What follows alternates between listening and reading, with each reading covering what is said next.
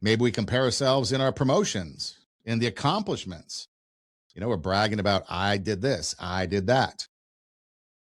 I got to keep up with the Joneses, or I guess nowadays it's the Kardashians, or are we keeping up with somebody newer now than the Kardashians? But if you want to avoid the comparison trap, you should.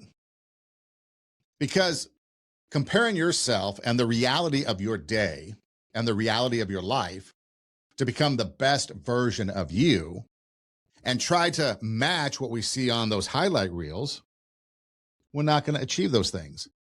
In fact, the other day I saw a video of some sort where apparently some influencer, they all use the those things that make themselves look better, the filters, right? Make themselves look better. Well, apparently this one lady, if it's true, again, I always question things on social media, but the filter faltered and it revealed her true self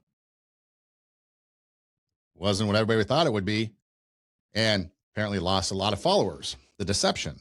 But what's on the highlight reel isn't real. It's made up.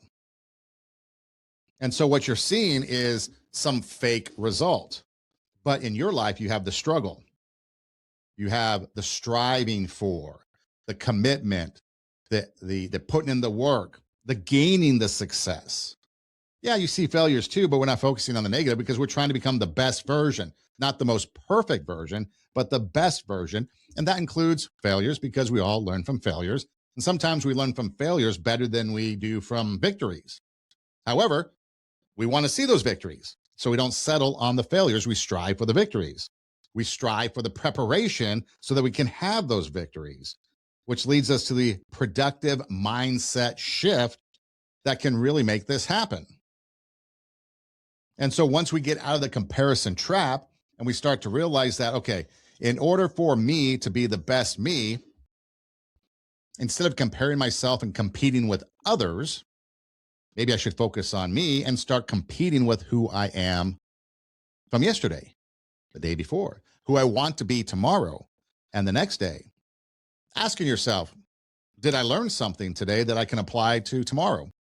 Did I learn something yesterday that I can apply to today or maybe avoid today? Did I grow? Did I improve even just maybe a little bit? Because again, if you have little successes, and you build them upon each other, those little successes become compounded over time and they become big successes. And once you start to get those bigger successes and those compound over time, bigger successes, and you build on those and those compound over time. And the next thing you know, now you're building a better version of yourself.